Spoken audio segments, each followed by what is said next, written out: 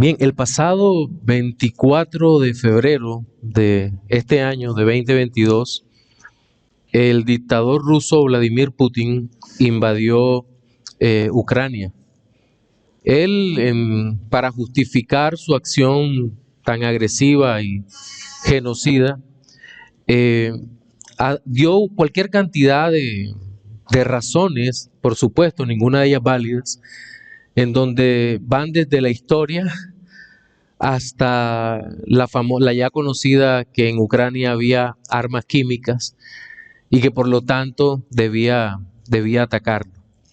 Ahora bien, más allá de las razones que diera, que son injustificables, su ataque se basó también en la convicción que le dio el supuesto conocimiento de que cuando entrara en Ucrania iba a ser recibido con los brazos abiertos y de que el pueblo estaba presto a escuchar todo lo que él quería decir. Ya él se pintaba desfilando en Kiev, la capital ucraniana, siendo recibido con aplausos por aquella población. Ahora, ¿por qué sucedió todo eso y por qué atacó?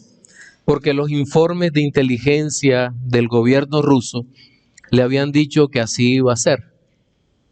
Esto nos pone a pensar que hay una gran diferencia entre el conocimiento ciertísimo y la aplicación de él, es decir, la información se distingue de lo que es en realidad, o de lo que pueden ser en realidad los hechos. Es algo así como la diferencia existente entre información y sabiduría. Hoy en día, el mundo, como lo conocemos hoy, está supremamente informado. Usted le puede preguntar a cualquier persona casi sobre cualquier tema y tal vez tenga una opinión sobre ello, y si no lo tiene, hácela fácil. Entra a cualquiera de las redes sociales, a YouTube, a Instagram, o simplemente consulta en internet y va a tener información sobre el asunto. Pero información y conocimiento, insisto, no es igual a la sabiduría. Porque ser sabio es aplicar lo que se conoce de tal manera que traiga beneficio no solo para nosotros, sino para las personas que nos rodean. La Biblia habla de sabiduría. De hecho, es el tema que hemos venido tocando en la primera carta a los Corintios. Hemos hablado de la sabiduría y hemos hablado de los problemas que hay dentro de la iglesia y cómo la sabiduría pudiera ayudar a curar o eliminar muchos de esos problemas que se presentan al interior de las congregaciones. Hoy vamos a seguir justamente hablando sobre la sabiduría del Señor, y vamos a continuar en nuestra primera carta a los Corintios. Quiero invitarles a que abran sus Biblias, que me acompañen en la lectura de primera a los Corintios capítulo 3, y vamos a leer desde el versículo 18 hasta el 23. Primera a los Corintios capítulo 3, del 18 al 23.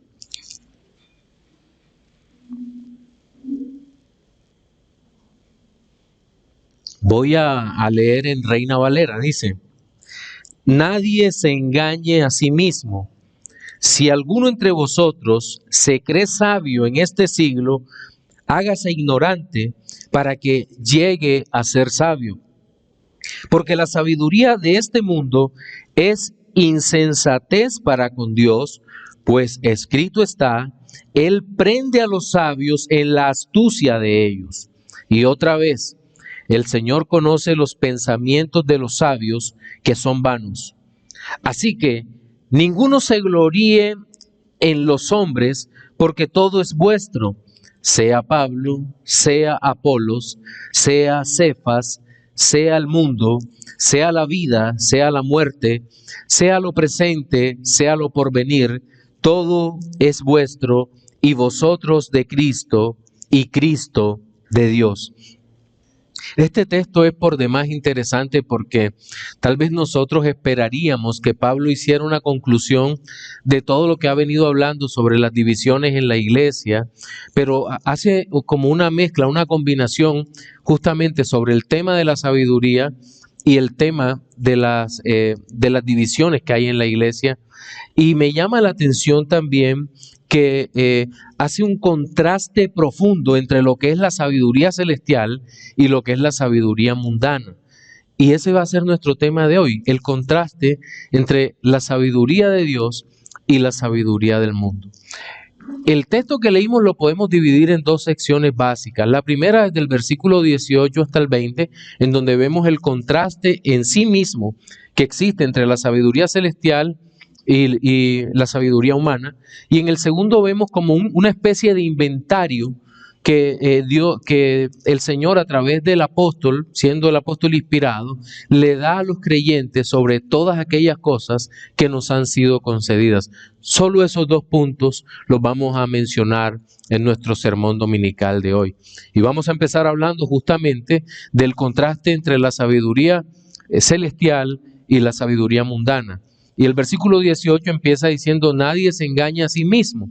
Es decir, hay una advertencia contra el autoengaño. En el lenguaje de Pablo es muy común este llamado al autoexamen, este llamado a la reflexión para ver si lo que estamos haciendo se está haciendo de acuerdo a la bendita palabra de Dios. Eso es lo que nos presenta este texto. Pero ¿qué es lo que nos está diciendo Pablo aquí que evaluemos? Dice: nadie se engaña a sí mismo, nadie se mienta. Y lo cual nos preocupa porque muchas veces se dice: mira, le puedes mentir a todos menos a ti mismos. Esa frase es bastante común, ¿cierto? Pero lo cierto es que la Biblia dice que también nos podemos engañar a nosotros mismos. Y me llama la atención que en el Antiguo Testamento el Señor dice que nuestro corazón, el corazón del hombre, es engañoso y perverso. Y añade: ¿quién lo conocerá? Una pregunta a la cual el Señor responde: yo conozco el corazón del hombre. Y esa condición no cambia en el Nuevo Testamento, pero me llama la atención también profundamente es que el hombre de hoy es muy dado al autoengaño. El creyente menos, aunque el creyente también muchas veces es engañado por el juicio de valor que puede hacer sobre sí mismo. Me acuerdo una vez hablando con Edwin, no el pastor Edwin, mi hermano Edwin Laforí. Edwin me decía: Alex, nosotros somos demasiado autoindulgentes con nosotros mismos. Es decir, somos muy dados a encontrar una excusa perfecta para no hacer aquello que Dios nos ha mandado hacer. Pero yo iría un poco más allá hoy en día, después de reflexionar sobre algunas cosas, y es que somos también muy dados a no sentir lo que Dios nos ha dicho que sintamos como verdadero. Nos engañamos. ¿Cuánto más en temas relacionados con la sabiduría? Casi todos creemos que tenemos la razón sobre todos los temas. Casi todos. Es decir, nos ponemos como jueces y no dejamos que la bendita palabra de Dios evalúe realmente lo que estamos pensando, lo que estamos sintiendo, lo que estamos creyendo. Entonces, nadie se engañe, creo que es válido, sobre todo en el tema que sigue. Dice: si alguno entre vosotros se cree sabio en este siglo, hágase ignorante para que llegue a ser sabio. ¿Recuerdan el contexto de Corinto? ¿Cómo era? Ahí ocurría de todo, pero ellos habían tomado partidos, unos por Pablo, unos por Apolos, unos por Cefas, y otros decían: no, yo simplemente soy cristiano. Y cada uno se sentía plenamente identificado con lo que uno u otro hombre hacía. Eso ya lo habíamos dicho. La elocuencia de Apolos, el hecho de que Pablo fuera un apóstol, o que Pedro, Cefas, había visto al Señor. Todas estas situaciones llevaban a que tomaran partido por uno o por otro. Pero creo que también allí influye cómo la filosofía humanista mundana había permeado la iglesia en aquel tiempo. Recuerden que en el libro de los Hechos, antes de que Pablo llegara a Corintio, había estado en Atenas, y en Atenas veíamos por lo menos dos grupos de personas, dos grupos de filósofos: los estoicos, que creían que el supremo valor del hombre era sufrir, mientras que los epicúreos consideraban que que lo mejor para el hombre era el placer, conseguir el placer o vivir para el placer. No importa cuál fuera la idea, estas formas de sabiduría humana o de sabiduría mundana podían haberse insertado, y de hecho creo que es así, dentro del pensamiento de muchos de los hombres que vivían en Corintio.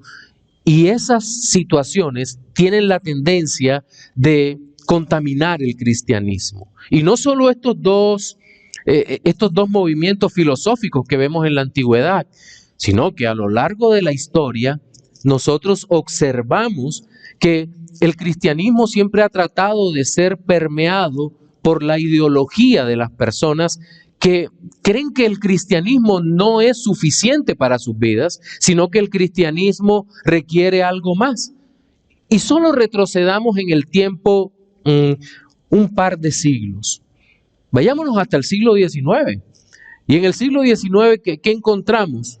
Un naciente modernismo que en su pensamiento consideró que la Biblia no era suficiente y trató de que la Biblia fuera interpretada a través de ciencias que ellos llamaron ciencias auxiliares, pero que terminaban validando si podíamos o no creer en la Escritura. Por ejemplo, se le dio mucha más importancia a la arqueología de lo que tiene. La arqueología es importante, pero entonces si no aparece un documento de tal siglo en donde se mencione a tal rey, entonces el rey ese no existió. No, no podemos llegar a esos extremos porque estaríamos dándole a una ciencia en particular la misma estatura de la palabra de Dios, de la palabra inspirada por Dios, que es verdad porque Dios la dice, no porque necesite ser probada por algo. Si necesitara ser probada por alguna otra cosa, no sería la palabra de Dios. Pero también en ese siglo XIX nosotros podemos ver la aparición del liberalismo teológico, del humanismo. Entonces decían, no, la Biblia tiene partes que son inspiradas y partes que no son inspiradas. Y cuando algo no era conveniente para la moral del expositor o la moral de la mayoría de la iglesia, simplemente decían, es que ese texto no aparece en los principales manuscritos. Esa es una salida bastante fácil. Esa fue la sabiduría que vimos en el modernismo. Pero luego, ¿qué pasó? Llegó una especie de cansancio con el modernismo que todo lo cuestionaba y aparece entonces el sentimiento puro. No, ya no creemos porque todo lo que ustedes dicen va en contra de la Biblia y se fueron al otro lado. Solo lo que sentimos tiene razón y a lo que sintieron le llamaron sabiduría. No, es que tienes que ser sabio. Tienes que... Y aparece, creo que fue Kierkegaard, y Kierkegaard dice, no, lo que tiene valor es el salto al vacío. Si tú saltas por la fe al vacío es porque realmente has creído en Dios. Sí, ¿cómo no? La fe no es un salto al vacío. Nosotros saltamos sobre una base ciertísima que es la revelación de Dios, la obra de Cristo en la cruz del Calvario, que nos da toda la tranquilidad y la certeza de que podemos realmente saltar no al vacío, sino a los brazos de aquel que nos ha amado desde antes de la fundación del mundo. En eso consiste la verdadera sabiduría.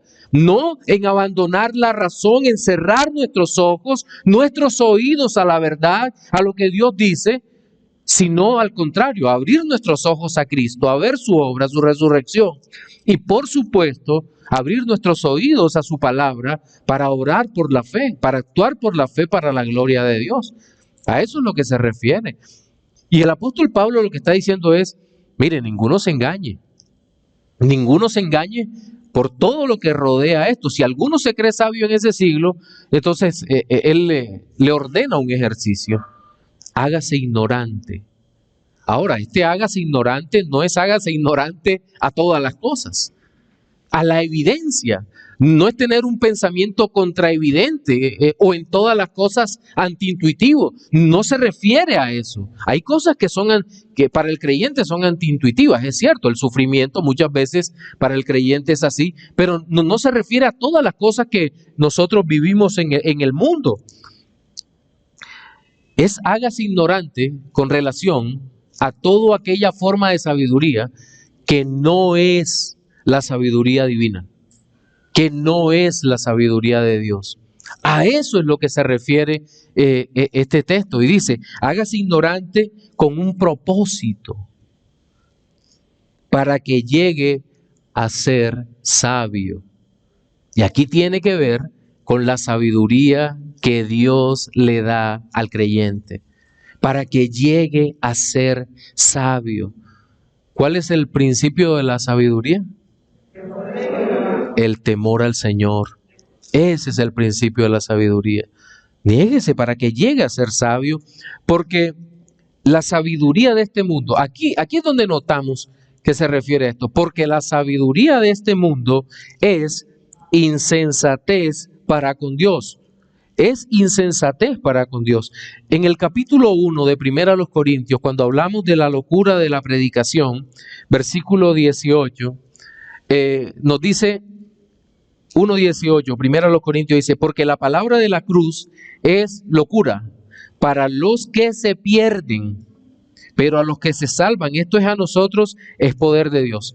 El hombre sin Dios cree que el evangelio, que Cristo es locura. Pero Dios dice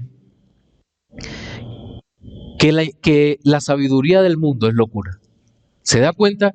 ¿Y a quién le creeremos? ¿Le creeremos al hombre vano o a Dios? Definitivamente le creeremos a Dios, no al hombre vano. La sabiduría de este mundo, Dios dice, es locura, es insensatez.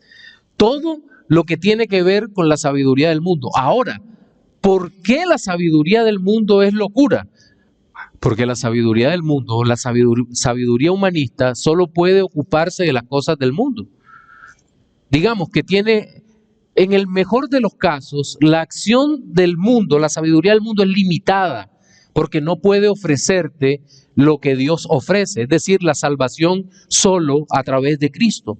La sabiduría del mundo no puede ofrecer en eso. De hecho, me llama la atención también en el libro de Santiago, la carta de Santiago, cómo se define la sabiduría de este mundo. Santiago capítulo 3, versículos 13 al 18. Santiago 3, 13 al 18. Permítanme y lo leo para ustedes. Dice, ¿quién es sabio y entendido entre vosotros? Muestre por la buena conducta sus obras en sabia mansedumbre. Pero si tenéis celos amargos y contención en vuestro corazón, no os jactéis ni mintáis contra la verdad, porque esta sabiduría, atentos, esta sabiduría no es la que desciende de lo alto, sino, y mire cada uno de los adjetivos que se utilizan ahí, terrenal, animal, diabólica. Ese es el tipo de sabiduría que el hombre genera cuando no tiene a Cristo, porque donde hay celos y contiendas, allí hay perturbación y toda obra perversa. Pero la sabiduría que es de lo alto es primeramente pura, después pacífica, amable, benigna, llena de misericordia y de buenos frutos, sin incertidumbre ni hipocresía. Y el fruto de justicia se siembra en paz para aquellos que hacen la paz. Creo que podemos ver la evidencia de que entre una y otra sabiduría hay una diferencia del cielo a la tierra o del cielo al infierno. Es demasiada la diferencia lo que puede producir un corazón sin Dios a un corazón lleno del Espíritu de Dios. Hay una grande, una enorme y gloriosa diferencia. Entonces, por esa razón el apóstol dice, la sabiduría de este mundo es locura. Es locura para con Dios, pues escrito está, Él prende a los sabios en la astucia de ellos. Y en esta parte, Pablo toma a Job, pero el texto que toma allí es de la Septuaginta. No lo toma directamente de la Biblia judía, sino de la Septuaginta, que era la Biblia que utilizaban allí. Y nos muestra a Dios, según dice Hendrickson en un comentario, como una especie de cazador que va justo detrás de aquel hombre que insiste en vivir para sí mismo de acuerdo al pensamiento, a su propio pensamiento. Estoy parafraseando a Hendrickson. Él atrapa, Él prende a los sabios en la astucia de ellos. Nótese que en esta parte la sabiduría de los hombres del mundo a la acción no se le llama, no es una especie de acción reflexiva, sino que se le llama astucia. Y astucia siempre es algo que es como escondido, oculto, que acecha, pero que realmente no se muestra de frente al mundo, sino que alguien astuto no es, por definición, alguien que haga algo bueno. Los ladrones son astutos, son sagaces, pero el Hijo de Dios no. El Hijo de Dios es alguien que es un hombre reflexivo, sabio, reposado. Entonces el Señor prende a los sabios de este mundo en su propia trampa. Yo creo que todos nos acordamos del libro de Esther y la historia de Amán. ¿Se acuerdan de Amán? Amán aborreció a Mardoqueo porque Mardoqueo no se inclinaba ante él. Cada vez que lo veía y cada vez se prendía más la rabia en él, y de inmediato Amán se ideó un plan no solo para acabar con Mardoqueo, sino con todo el pueblo que estaba detrás de Mardoqueo, porque su odio se había inflamado contra todos aquellos que no adoraran su imagen. Y este hombre era muy sagaz, era muy astuto, y preparó una horca. ¿Se acuerdan? Algunos dicen que no era una horca, sino un palo para empalar. Era una forma de muerte mucho más cruel y perversa. Pero entonces, el Señor en su providencia, yo creo que no hay un libro en la Escritura donde más podamos ver con toda claridad la providencia oscura del Señor para acabar con los malvados. Y en ese movimiento de la providencia de Dios hizo que Amán cayera en su propia trampa. Y el que fue colgado o empalado en ese lugar fue Amán, no fue Mardoqueo. Cayó en su propia trampa. Y podríamos citar algunos otros textos. Por ejemplo, el caso de Absalón. Recuerdan que Absalón se lleva a Usaí o a Aitofel. Los dos personajes son Usaí y Aitofel. Pero el que siempre escuchaba, Absalón era un hombre sagaz, astuto, muy malvado, pero sus consejos eran precisos. Era un tipo con una sabiduría diabólica. ¿Y se acuerdan el consejo que le da? Tienen que estar mal repartidos el rey y los suyos, ataquemos y solo matemos al rey. Pero después viene, creo que es Usaí, y le da el consejo contrario. Dice, no, ellos estarán guardados, estarán en este lugar, escondidos, están como una osa herida, así que no lo hagas. Y le da tiempo a David. Y Absalón y los suyos caen en su propia trampa. Dios siempre se encarga de que los impíos caigan en su propia trampa, y no solo en la historia de la salvación, la historia revelada, sino que nosotros podemos ver a lo largo del tiempo que Dios siempre ha hecho caer a los perversos en su propia trampa. Hitler, cuando atacó Rusia en la Segunda Guerra Mundial, el peor invierno que recuerden, le congeló las máquinas y perdió una gran cantidad de hombres, que quién sabe qué hubiera pasado si Hitler no ataca la antigua Unión Soviética, sino que sus ejércitos los desplaza hacia Occidente. No sabemos, pero Dios envuelve a los impíos en su propia sabiduría. Lo hemos visto a lo largo de toda la historia. Y otra vez, el Señor conoce los pensamientos de los sabios, que son vanos. Vanos es algo que no tiene materia, algo que es aire puro, aire, nada más que aire. Es lo que más es vacío, vano es vacío. Y dice, el Señor conoce los pensamientos. Y me recuerda el texto de Génesis capítulo 6, donde dice que no contenderá para siempre mi espíritu con el hombre, pues su pensamiento es de continuo el mal. Su pensamiento es malo, su pensamiento es vano. Y el que les había citado, que en Jeremías, que el corazón del hombre es perverso. Es perverso.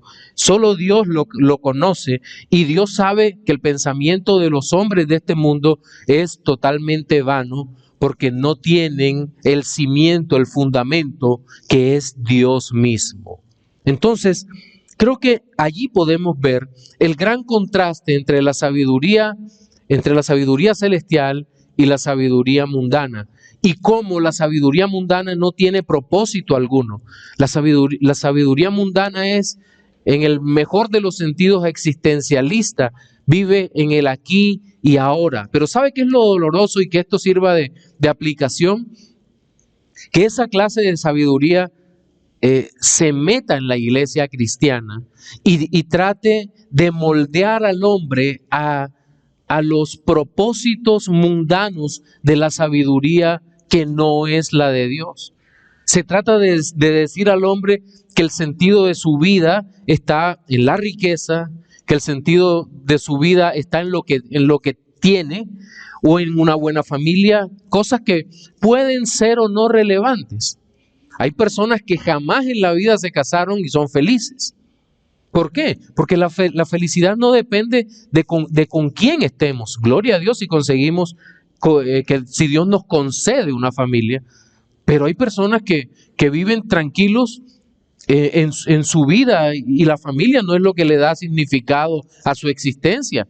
Pero escuche bien, nadie que no tenga a Cristo puede ser verdaderamente feliz y gozoso en esta vida o en la otra. Jamás podrá hacerlo. Porque solamente, la Biblia nos dice que solamente estando en Cristo, nosotros podemos estar felices, a pesar de que no siempre estemos sanos, de que no siempre estemos llenos de riqueza, a pesar de que no siempre las cosas salgan como quisiéramos que salieran. ¿Cuántos creyentes piadosos han llegado alguna vez, entre comillas, derrotados a consejería diciendo: uy, pastor, el negocio por el que tanto trabajé no funcionó? Y uno no dice: no, pues no funcionó porque tú eres un pecador sinvergüenza que no diezmas y ofrendas. No. ¿Por qué fracasa un negocio? Un negocio puede fracasar por 1000 cosas, principalmente porque muchas veces no somos suficientemente hábiles para hacer los negocios, ¿verdad? Eso puede ocurrir y no significa que la persona esté mal con Dios, como muchas veces ocurre. Ahora, ese pensamiento hay que sacarlo de la iglesia totalmente, porque la iglesia tiene que estar centrada en Cristo, en el pensamiento de Cristo, viviendo para la gloria de Cristo y creyendo que en el Señor realmente está todo lo que nosotros deseamos ser, todo lo que quisiéramos ser, y todo para la gloria de Él. Ese es el primer aspecto que quería tratar. Pero la segunda parte es una especie de, como dice Ernesto Trenchar, una especie de inventario maravilloso de lo que el Señor en su sabiduría nos ha dado a los creyentes. Nuevamente, el contexto es la iglesia de Corinto, que estaba dividida, que estaba peleada, que había partidos unos y otros. Yo soy de Pablo, yo soy de Apolo, yo soy de Cefas. Ese es el contexto que estaba ocurriendo allí. Y dice a partir del versículo 21, así que ninguno se gloríe en los hombres. Mire esta exhortación tan hermosa. Ninguno se gloríe en los hombres, porque todo es vuestro. Y uno dice, ¿qué es lo que está diciendo el apóstol Pablo allí? ¿Ninguno se gloríe en los hombres? Sí, el contraste es Dios y los hombres, la sabiduría celestial y la sabiduría mundana. Es decir, no se gloríen en lo que hagan los hombres. Ya en 3:5, aquí mismo en este capítulo, Pablo les había dicho, ¿qué pues es Pablo y qué es Apolos? Servidores por medio de los cuales habéis creído, y eso según lo que a cada uno concedió el Señor. Pero también creo que es una advertencia para que no se gloríen en la sabiduría de los hombres, sino para que miren al Señor.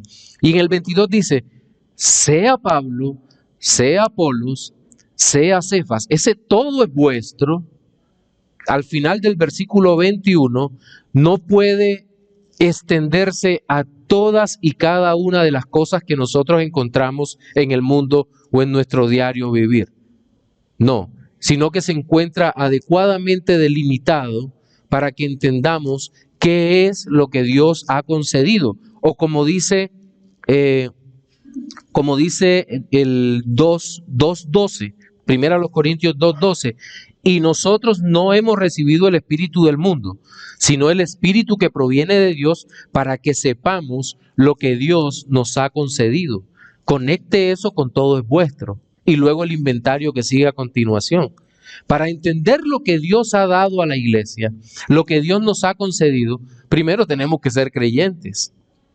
Un impío en la iglesia no es feliz porque no puede ver ni entrar en el reino de Dios.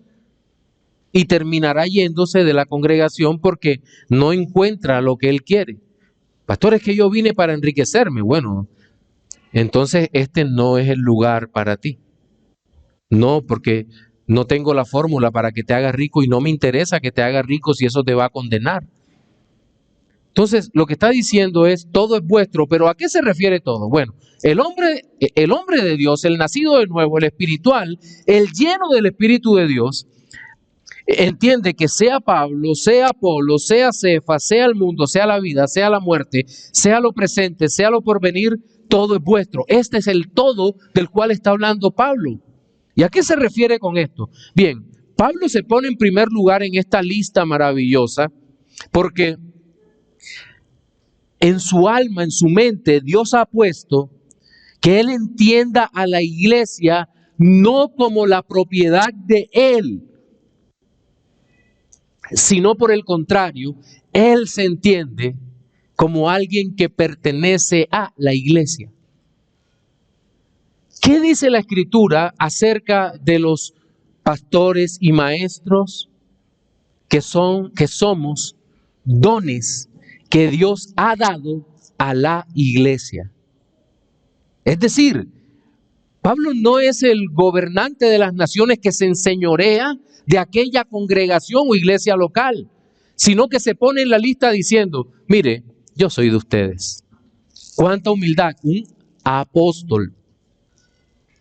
No es cualquier persona, es un apóstol del Señor. Y dice, yo soy vuestro. Pablo con todo lo que era, tal vez el hombre más brillante de toda esa generación y como dice el arminiano Halley en su compendio manual, dice, el hombre más importante de la historia después de nuestro Señor Jesucristo. Ese hombre le está diciendo a la congregación, a los que le habían dicho, vosotros sois labranza de Dios, edificio de Dios. Ahora les está diciendo, yo soy vuestro, porque todo es vuestro, hermanos en la fe. Denle la gloria a Dios por eso. Y luego en la lista pone a Apolos.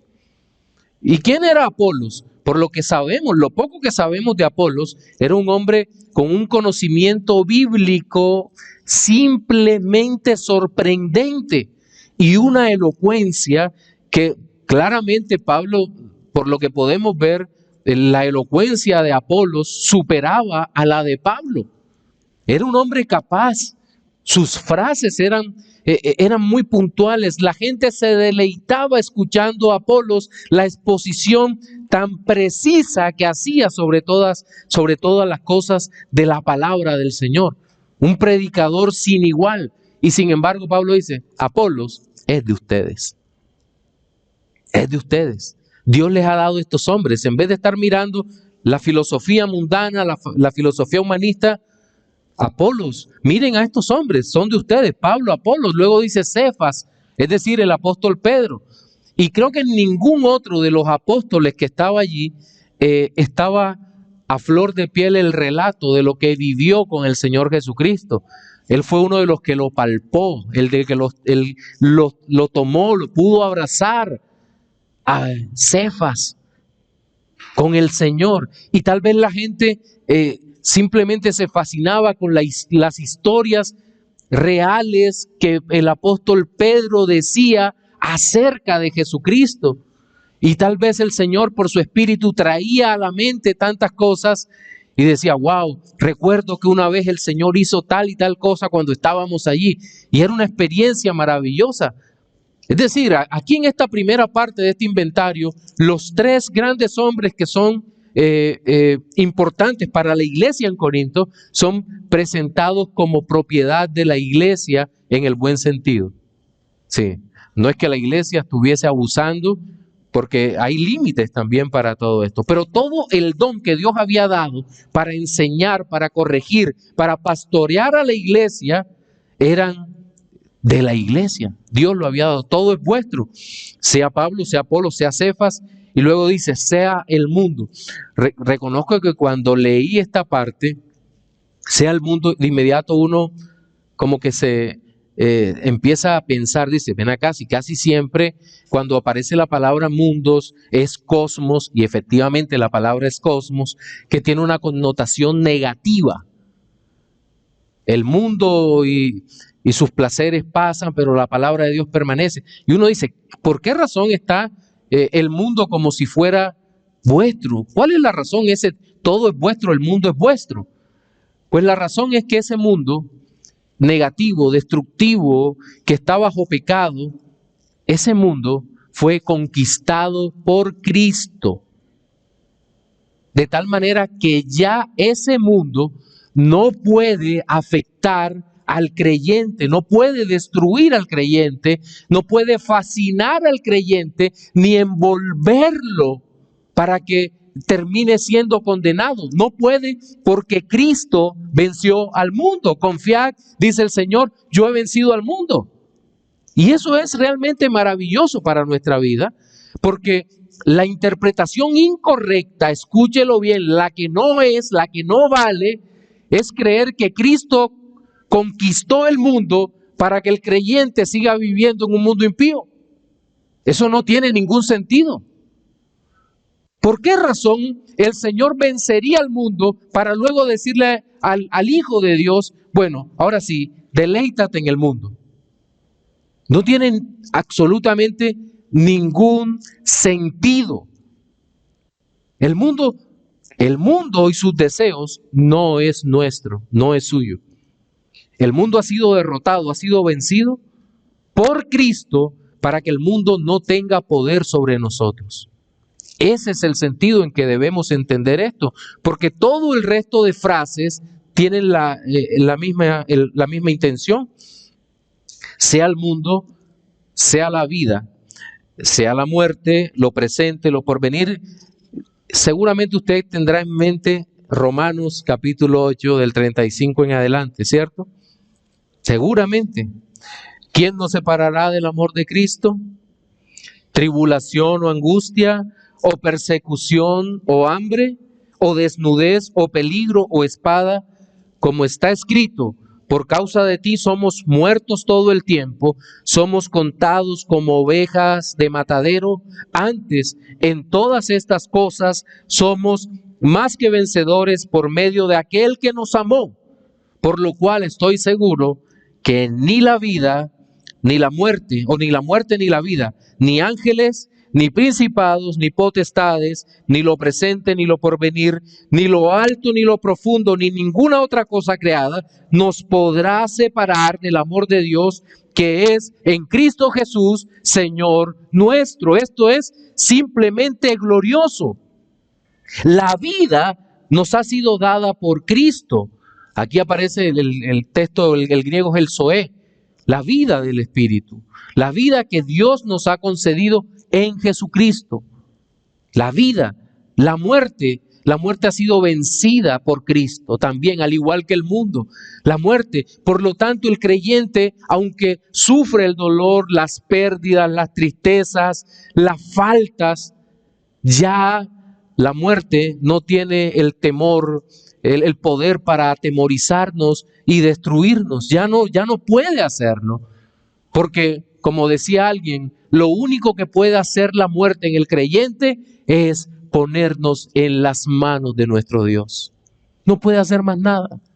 Es todo lo que puede hacer la muerte, sea lo presente, es decir, lo actual, el ahora, sea lo porvenir, el futuro, lo que muchas veces tanto, pero tanto tememos. No hay una cosa que los hombres en general teman más que el futuro. ¿Qué haré? ¿Qué haré? ¿Qué voy a hacer cuando? Mire, usted no sabe ni siquiera si va a estar vivo mañana. Nadie lo sabe. Ahora, eso no significa que vivamos irresponsablemente. No, yo no ahorro porque yo no sé si voy a vivir mañana, no. De eso no se trata. De eso no se trata. No, yo no compro casa porque yo no sé si voy a vivir mañana. No, no, hay que proveer para el futuro. Pero no puede robarte la tranquilidad, el porvenir, lo porvenir. ¿Por qué? Nosotros estamos en dos planos de existencia, los que estudiaron la materia de escatología conmigo ahora. Este plano, esta dimensión en la que vivimos, este presente siglo malo, tiene un fin. Pero a nosotros nos ha alcanzado, hasta nosotros ha llegado el siglo venidero. Claro que se consumará en algún momento, pero están superpuestos. El Señor Jesucristo se hizo hombre para que nosotros tuviésemos vida eterna, de tal manera que la vida del cielo, la vida del Espíritu, la vida dada por Cristo, nos ha alcanzado hoy. Por lo tanto, el presente del mundo siempre será un presente incierto, difícil, lleno de peligros. No sabemos qué puede pasar. Nos preocupa el futuro. Pero ¿sabe algo? La vida eterna que nos ha alcanzado en Jesucristo, el Evangelio de Dios nos enseña que no podemos temer a lo que será nuestra eternidad, porque vamos a estar para siempre en la presencia de nuestro Señor. Eso es sabiduría de lo alto. Creo que a nosotros nos falta poder orar como el salmista, que con toda sabiduría ora diciendo: ¿por qué te abates, alma mía, y te turbas dentro de mí? Espera en Dios, porque aún he de alabarle. El Señor Jesucristo nos da toda la confianza de que estaremos con Él. ¿Podemos sufrir aquí? Sí. ¿Podemos sufrir mañana? Es probable y tal vez lo hagamos. Pero lo que nos da la tranquilidad es que todas las cosas son nuestras. Todo es vuestro. Cristo nos ha dado todas estas cosas. ¿Y sabe qué? Y dice: todo es vuestro y vosotros de Cristo. Mi hermano, esto es maravilloso porque dice: todo esto es vuestro, pero ustedes son de Cristo. ¿En qué sentido? Algo así como una relación matrimonial, en donde Cristo dice: tú eres mi iglesia, tú eres mía, y nosotros decimos: Señor Jesucristo, tú eres mío. En ese sentido, una relación gloriosa entre Cristo y su iglesia. Esto es verdadera sabiduría celestial. El sabernos de Cristo. El mayor tesoro que tenemos es Cristo. Y mire cómo cierra todo. Y Cristo de Dios. Cristo se hizo hombre. La segunda persona de la Trinidad se encarnó. Solo a partir de ese momento ocurre lo que en teología se conoce como la subordinación. Solo a partir de ese momento. Antes Cristo no había estado subordinado al Padre. No había estado. Sino que a partir de ese momento Cristo se pone totalmente bajo la mano del Padre, en obediencia al Padre, para cumplir la obra redentora, porque se requería que fuera así. Y en ese sentido, Cristo está en Dios, entregando la iglesia al Padre, para que todos vivamos en la presencia gloriosa de Dios. Entonces, ¿qué vimos hoy? ¿O qué expusimos hoy en nuestro sermón? 2 puntos. El primero, el contraste entre la sabiduría celestial y la sabiduría mundana. Y en segundo lugar, vimos todas aquellas cosas que Dios en su sabiduría le ha dado al creyente para que pueda vivir en este mundo y con la expectativa de la vida eterna. 2 aplicaciones o reflexiones finales. La primera es para los no creyentes. Y te digo, amigo, que nos estás viendo, que lastimosamente tú no eres un hombre sabio. Puedes tener cualquier cantidad de conocimiento, de información, incluso de títulos, pero no eres un hombre sabio. Porque la verdadera sabiduría implica que tú vengas a los pies de Cristo rendido a Él y le supliques que te haga conocer todo este universo glorioso que es la vida eterna, que solamente Él perdone tus pecados y que a partir de este momento puedas andar viviendo para la gloria de Cristo. Pero hay una segunda aplicación y es para todos nosotros los que hemos sido alcanzados por la gracia de Cristo. Mi hermano, usted ha visto todo este inventario glorioso, todo aquello que Dios nos ha dado. No necesitamos más, porque Cristo se ha dado a sí mismo, se ha dado a nuestra vida. Nos ha amado tanto, pero tanto que nosotros no podemos imaginar cuánto hasta el momento cuando estemos en su presencia. Cada uno de nosotros era merecedores de la condenación eterna, pero el Señor se dio a sí mismo y nos ha hecho, por sus méritos, poseedores de todo lo bueno que el hombre pudiera desear. A Dios sea la gloria. Amén.